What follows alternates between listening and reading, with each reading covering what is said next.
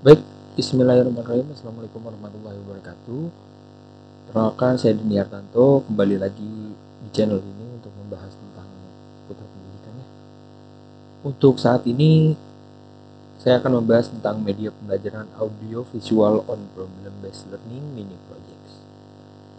Untuk tugas ini itu untuk menyelesaikan mata kuliah strategi media pembelajaran di semester 118, di mana dosen pengampu mata kuliah ini adalah Dr. Rian Arthur MPD. Tugas ini disusun oleh saya sendiri, Dini Hartanto, dengan NIM 150361941. Saya adalah salah satu mahasiswa di Universitas Negeri Jakarta, tepatnya di S1 Pendidikan Teknik Bangunan, Fakultas Teknik. Oke, langsung saja. Setelah kemarin saya membahas terkait tentang sintaks dan juga terkait tentang argumen saya, kenapa PBL itu cocok untuk mata pelajaran pemasangan pondasi batu kali ya. Di sini model pembelajaran yang saya tentukan ini untuk memperkuat lagi ya terkait sintak itu adalah audiovisual, di mana model pembelajaran itu sendiri merupakan kerangka konseptual yang menggambarkan pola atau prosedur sistematis dalam pengorganisasian pembelajaran yang digunakan sebagai pedoman untuk para pengajar dalam merencanakan dan melaksanakan pembelajarannya menurut F tahun 1967. Nah, dalam mengajarkan suatu pembahasan, pengajar harus memilih sebuah model pembelajaran dan media pembelajaran tentunya yang paling sesuai dengan tujuan pembelajaran yang akan dicapai menurut Sutirman tahun 2013. Oleh karena itu, pengajar harus memiliki beberapa pertimbangan yang digunakan untuk memilih suatu model pembelajaran, seperti misalkan materi pembelajarannya, tingkat pengembangan kognitif dari siswa itu sendiri atau peserta didik, serta sarana dan prasarana yang tersedia, sehingga tujuan pembelajaran ditetapkan dapat tercapai. Itu menurut Afandi dan Camala serta Wadani tahun 2013.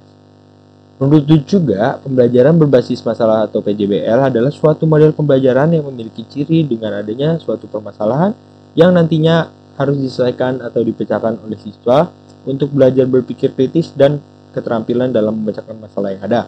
Ini menurut Lin, Iriane, dan Oke, selanjutnya PJBL merujuk pada materi instruksional yang disajikan untuk siswa dengan tujuan untuk memicu proses belajar mereka. Ini menurut Hameleo Silver tahun 2004. Nah, PJBL diimplementasikan dalam sehari-hari harus memecahkan satu masalah.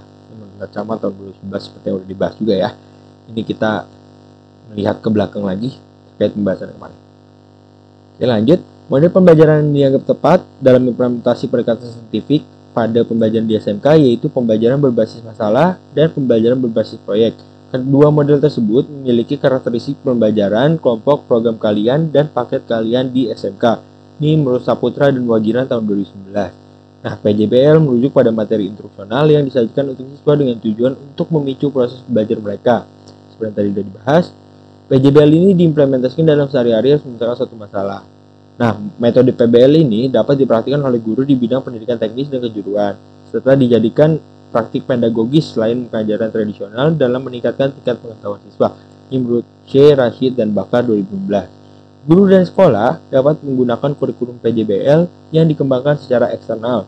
Mereka dapat mengembangkan pendekatan project based learning mereka sendiri atau project based learning dapat menjadi bagian dari upaya reformasi seluruh sekolah, di mana pembelajaran berbasis proyek merupakan model pembelajaran yang menghubungkan antara belajar dan lingkungan. Oke, ini sama. Kita langsung masuk pada keunggulan model pembelajaran berbasis proyek. Ini meningkatkan motivasi belajar mahasiswa untuk belajar, mendorong kemampuan mahasiswa untuk melakukan pekerjaan penting, atau yang kita sebut peserta didik ya, seperti kemarin. Meningkatkan kemampuan peserta didik memecahkan masalah, membuat peserta didik menjadi lebih aktif dan berhasil memecahkan masalah-masalah yang kompleks, mendorong peserta didik untuk mengembangkan dan mempraktikkan keterampilan komunikasi dan meningkatkan keterampilan mahasiswa dalam mengolah sumber belajar. Ini menurut Zakaria dan Nojeng tahun 2018. So, kita langsung lanjut ke intinya nih. Maaf ya, ini fontnya masih salah, bukan Times New Roman, masih Arial, tapi tetap aja langsung kita bahas saja guys. Nah, langsung pada intinya, seperti yang di judul, saya itu memilih video visual ya, audio dan video visual. Nah, video berasal dari bahasa Latin yang dari kata vidi atau visum yang artinya melihat atau mempunyai penglihatan. Ini menurut Agneu dan Kalerman dan Munir tahun 2014 mendefinisikan juga video sebagai digital yang menunjukkan susunan atau urutan gambar-gambar yang memberikan ilusi, gambaran serta fantasi pada gambar bergerak gitu. Nah, sedangkan menurut Purwati tahun 2015 sesuai dengan namanya media, ini merupakan kombinasi audio dan visual atau biasa disebut media pandang dengar. Nah, audio visual akan menjadikan penyajiannya bahan ajar kepada siswa semakin lengkap dan optimal. Ini menurut Firmandi tahun 2020. Mengungkap video merupakan media penyampaian pesan yang bersifat fakta maupun fiktif, informatif, edukatif maupun instruksional. Adapun seorang ahli mengatakan bahwa video merupakan rekaman gambar dan suara dalam kaset pita video ke dalam pita magnetik yang dapat memberikan gambaran nyata dan mampu memastikan waktu dan tepat. Ini menurut Rayandra tahun 2012. Nah, kegiatan belajar mengajar merupakan hal yang penting bagi siswa berbagai sistem pendidikan, mulai diterapkan dari metode hingga langkah-langkah untuk mencerdaskan anak dengan baik, menurut Tarigan tahun 2017. Dalam mendemonstrasikan materi pembelajaran praktek, semua terasa lebih simpel, mendetail, dan bisa berulang-ulang ditampilkan materi pembelajarannya jika menggunakan media pembelajaran audio visual. Nah, manfaat praktis juga dirasakan dari penggunaan media pembelajaran di dalam proses pembelajarannya. Ini menurut Lee tahun 2015. Hal ini juga dapat meningkatkan kemampuan tenaga pendidik dalam hal pengembangan media pembelajaran berbasis video.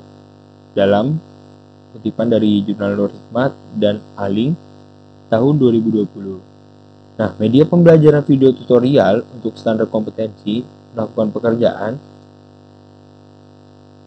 secara mandiri juga kita ketika di luar jam perkuliahan. Dengan demikian, apabila multimedia pembelajaran dipilih, dikembangkan, dan digunakan dan dimanfaatkan secara tepat dan baik, akan memberikan manfaat yang sangat besar. Ini menurut Zuckerman dan kawan-kawan tahun 1982. Siswa juga dapat menyerap dan mengingat materi dengan optimal karena daya serap dan daya ingat. Peserta didik akan meningkat secara signifikan jika proses pemerolehan informasi awalnya lebih besar melalui indera pendengaran dan penglihatan. Ini menurut Fatmawati Karmin dan Sulistiawati tahun 2018. Sehingga media audio visual merupakan salah satu saran alternatif dan mengoptimalkan proses pembelajarannya. Dikarenakan beberapa aspek antara lain mudah dikemas dalam proses pembelajarannya, lebih menarik untuk pembelajaran, dan dapat diedit setiap saat. Ini menurut Rinaldi dan Daryati serta Arthur tahun 2017.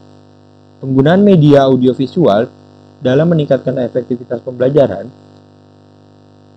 itu sangat efektif. Nah, keefektifan ini dari penggunaan media pembelajaran audiovisual dibuktikan dari banyak riset yang telah dilakukan oleh sivitas akademik di Indonesia. Nah, salah satunya dalam penelitian Purwono tahun 2018 mengungkapkan bahwa hasil belajar siswa setelah guru menggunakan media audiovisual pada mata pelajaran ilmu pengetahuan alam di SMP Negeri 1 Pacitan mendapati hasil belajar yang mengalami peningkatan setelah guru menerapkan media audiovisual. Gitu guys. Jadi untuk sintak terkait mata pelajaran yang kemarin saya pilih, saya menetapkan untuk menggunakan media audiovisual. Di mana untuk argumen saya ini dikuatkan dari berbagai jurnal-jurnal atau penelitian sivitas akademik di Indonesia yang sudah ada. Oke, berikut ada daftar pustakanya dari beberapa referensi. Dapat teman-teman lihat di sini. Oke, mungkin itu saja ya yang dapat saya bahas pada kesempatan kali ini. Bila ada kurang atau kritik dan saran, boleh komen-komen langsung di bawah. Jangan lupa like, comment, dan subscribe guys. See you in the next video.